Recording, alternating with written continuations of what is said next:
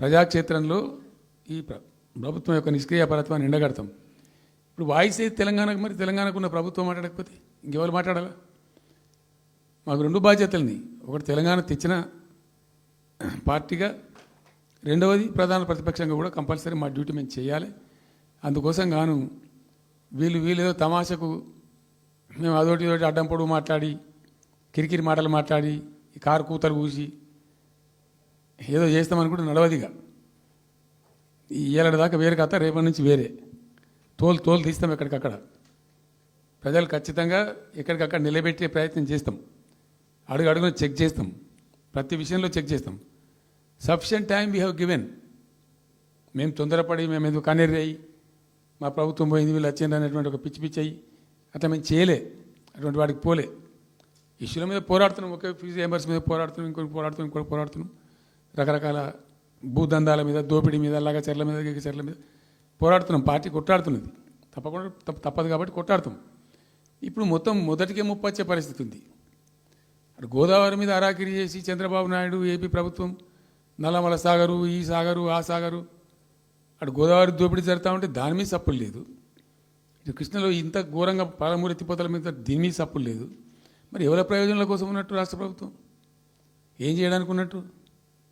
ఏం జరుగుతున్నట్టు ఈ రాష్ట్రంలో? కాబట్టి ఎట్టి పరిస్థితుల్లో నేనే స్వయంగా రంగంలో దిగాలనుకున్నా. దినం ఈరోజు డిసిషన్ అయిపోయింది. 2-3 రోజులలో, 2-3-4 రోజులలో, రాబోయే 3-4 డేస్లో ఆయా జిల్లాల నాయకులతో సమావేశమై ఖచ్చితంగా చాలా పెద్ద ఎత్తున అక్కడ గ్రామానికి డప్పు కొడతాం, మొత్తం సభలు పెడతాం, కవులు, గాయకులు, కళాకారులు అందరినీ తట్టి లేపుతాం. మీ పత్రికా విలేకరులను కూడా రిక్వెస్ట్ చేస్తాం.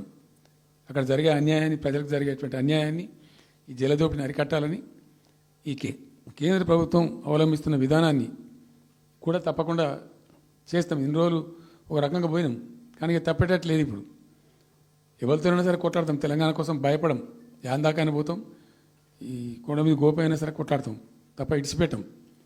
ఇక్కడ ఏమి ముఖాలు చూసేది కానీ ఇంకోటి కానీ నైసిటీస్ ఏమి లేవు. There is no nicety at all. Will fight, డెఫినెట్గా ఫైట్ చేస్తాం.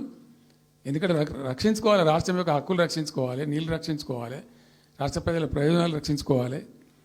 ఈ విధంగా ఇప్పుడు మా కళ్ళ ముందే జరిగినటువంటి దీనిలో ఈ దుర్మార్గంలో ఎట్లా మౌనం పాటిస్తాడు కేసీఆర్? ఎందుకు మౌనంగా ఉంటాం? ఎవరి కోసం ఉంటాం? ఎందుకోసం ఉండాలి? కాబట్టి అరాకిరి ముచ్చట్లు కావు. ఇష్టం వచ్చినట్టు మాట్లాడి, ఇష్టం వచ్చినట్టు ఆల్తు ఫాల్తు కూతలు కూసి ఏదో చేస్తామంటే అది జరిగేది కాదు, జరగనీయం. రెండవది, ఈ ప్రభుత్వం కూడా సర్వభ్రష్ట ప్రభుత్వం, సర్వములో భ్రష్టమైంది. మేము చెప్తా, బీజేపీ కథ కూడా చెప్తా. ఎందుకు చెప్పా? డెఫినెట్గా చెప్తాం. అరే నువ్వు మా ఇంట్లోకి వచ్చి మాకు దోసుకపోతా అని ఊరుకుంటామే? నాకు అర్థం ఎవరైతుంది? ఏమైనా ఉండొచ్చు కాక, ఏమైనా ఉండకపోవచ్చు కాక, నీ చేయబెట్టి పైసలు కూర్చుకుంటా అంటే ఊరుకుంటామా? సాధారణ కడికైతే కొట్లాడతాం కదా. యాక్చువల్లీ ఒక పద్ధతిలో ఈ రాష్ట్రం ఒక క్రమ పద్ధతిలో మంచిగా ముందుకు పోతూ ఉంటుంది. సంక్షేమం విషయంలో కానీ, అభివృద్ధి విషయంలో కానీ, పారిశ్రామికీకరణలో కానీ, ఐటీ రంగంలో కానీ, క్రైమ్ తగ్గించడంలో కానీ, లా అండ్ ఆర్డర్ మెయింటైన్ చేయడంలో కానీ ఒక మంచి పద్ధతిలో పోతూ ఉంటాయి.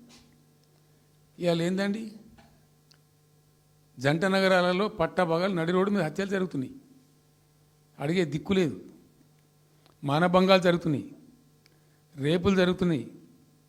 ఎన్సీఆర్బీ రిపోర్ట్ ప్రకారంగా 20% క్రైమ్ రేట్ పెరిగింది తెలంగాణలో. పీస్ఫుల్ స్టేట్ ఉండే, ఫ్రెండ్లీ పోలీసింగ్ ఉండే, అవన్నీ ముఖ్యమైపోతున్నాయి ఇవాళ తెలంగాణలో. చూస్తున్నాం మేము, మనం పాటించడానికి చూసుకుంటూ, గమనించుకుంటూ, రికార్డు చేసుకుంటూ అని చర్చ చేస్తున్నాం. ఎప్పటికప్పుడు పెరిగిపోయినాయి. వాగ్దానాలు ఏంటంటే వీళ్ళు చేసినాయి? మంచిగా ఉన్న ప్రజలను, మాకు ఓటేసే ఉద్దేశంలో ఉన్న ప్రజలను పచ్చి అబద్ధాలు టెంప్ట్ చేసి, మోసం చేసి, ఈ రాష్ట్ర ప్రజానీకాన్ని మోసం చేసి, దొంగ మాటలు చెప్పి, మాయ మాటలు చెప్పి, అర్రాస్ పాటలు వాడినట్టు వాడినండి, వేలం పాట వాడినట్టు. కేసీఆర్ 10,000 ఇస్తాడు రైతు బంధుకు, మేము 15,000 ఇస్తాం. మహిళలకు 2,500 ఇస్తాం. కేసీఆర్ కళ్యాణ లక్ష్మి ₹1,00,000 ఇస్తాడు, మేము తులం బంగారం ఇచ్చి కల్పిస్తాము. మీరు పెళ్లిళ్ళు చేసుకోకుండా ఆపుండ్రి. ఇదే ప్రభుత్వం మీరు చెప్పినటువంటి మాటలు పెళ్లిళ్ళు చేసుకుంటూ వాళ్ళు ఆగిపోండి. మీరు నవంబర్లో వేసుకునే బదులు డిసెంబర్లో వేసుకుంటే తులం బంగారం కూడా వస్తుంది. ఉపన్యాసాలలో చెప్పినండి, మా దగ్గర ఉన్నాయి ఆ క్యాసెట్లని. ఇంకేం చెప్పిండ్రు? పెన్షన్ తీసుకునే ముసలోళ్ళు ఎవరైతున్నారో నవంబర్లో తీసుకోకుండా డిసెంబర్లో 4,000 వస్తుంది. తెల్లారే ఇంకేం మాట్లాడిండ్రు? ఏంటిది అది? 2 లక్షల రుణమాఫీ అని నరికిండ్రు. ఉరుకుండ్రి బ్యాంకుల పంట పోయి జల్దీ తెచ్చుకోండి. ఇక ఒక్కటి కాదు, అట్లా అర్రాసి పడబడినట్టే. చివరికి విద్యార్థులకు, పాపం పేద విద్యార్థులకు ఇండియా ఒక స్కూటీలు కాదా బాబు, చాలా ఉన్నాయి. శాంతాడంత లిస్ట్ 420 హామీలని చాలా ఉన్నాయి. నేను కొన్ని హైలైట్ చేసి చెప్తున్నాను. అంటే టెంప్ట్ చేయడంలో, ఫర్ ఎగ్జాంపుల్ ఇప్పుడు ఇండియా మొత్తంలో ఎక్కడ ఏరండి, మేము మొత్తం కూడా 100% సమ్మిళితమైన అభివృద్ధితో మేము ముందుకు పోయినాం. ఇట్లా ఏకపక్షంగా ఏకోన్ముఖంగా పోలే. మేము ఆల్ ఫ్రంట్స్ కవర్ చేయాలని చూసినాం. పేద పిల్లలు ఉంటారు, వాళ్ళకి పాపం విదేశీ విద్య లేక సీట్ వస్తుంది, చదువుకోవాలని ఆశపడతారు, పోలేరు. వ్యక్తిగతంగా మమ్మల్ని అంటే మేము పార్టీగతంగానో వ్యక్తిగతంగానో చేసేది కొంతమేర. పాలసీగానే ఎందుకు చేయకూడదని చెప్పి ఆలోచించి ₹20 లక్షలు ఇచ్చింది. ఎస్సీ ఎస్టీ పిల్లలు పోతే వాళ్ళకి అంబేద్కర్ పేరు అని పెట్టినాం. బీసీ అమ్మాయిలు పోతే వాళ్ళకు జ్యోతిబా పూలే అని పేరు పెట్టినాం. రకరకాలుగా మొత్తం మీద వాళ్ళకి ₹20 లక్షలు ఇచ్చినాం. అంటే ఎట్లాంటి ఇష్టం వచ్చినట్టు అది కూడా పెంచుతాం. కేసీఆర్ 10 లక్షలు ఇస్తాం, మేము 12 లక్షలు ఇస్తాం దళిత బంధు.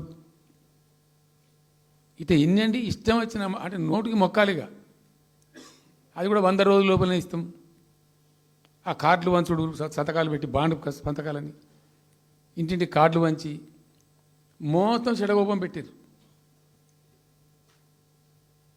దిక్కుమాలిన దరిద్రం అంతా నెత్తిన పెట్టి కంప్లీట్ ప్రజలను టెంప్ట్ చేసి ఇలా వడ్లు కొంటలేరండి. సన్నాలు మొత్తం వడ్ల ప్రతి ధాన్యానికి లిస్టు, పెద్ద లిస్టు, శాంతాడంత లిస్టు. ఇక కందులకింత, మినుములకింత, పసుపుకింత, పప్పుకింత, మొక్కజొన్నకింత, అన్నిటికీ 500 బోనస్. అన్నిటికీ ఏమి దేనికి దిక్కులేదు. పత్తి కొనే దిక్కులేదు, వడ్లు కొనే దిక్కులేదు. ప్రైవేట్గా అమ్ముకుంటారు, దోపిడికి గురి అమ్ముకుంటారు. పాపం ఏడ్చుకుంటూ కన్ననీళ్ళు కుక్కుంటారు. చివరికి వస్తే యూరియా సప్లై చేసే తెలివితేటలు లేవానండి. మా గవర్నమెంట్ ఉన్నప్పుడు రైతులు గ్రామాలలో ఒక ఆటో రిక్షాని డబ్బులు ఇచ్చి 10 బస్తాలు తెచ్చి బాబు అంటే తెచ్చి ఎడ పడేసిపోతుండే వాడు పొలం కాడ. ఇవాళ రైతులు రోజుల తరబడి, గంటల తరబడి చెప్పులు పెట్టి, బీఆర్ఎస్ లేకముందు చెప్పుల లైన్లు ఉండే, బీఆర్ఎస్ ఉన్న రోజులు చెప్పుల లైన్లు మాయమైనాయి. మళ్ళీ ఇప్పుడు కాంగ్రెస్ రాగానే మళ్ళీ ఇప్పుడు చెప్పుల లైన్లు స్టార్ట్ అయిపోయినాయి వరుస పెట్టి.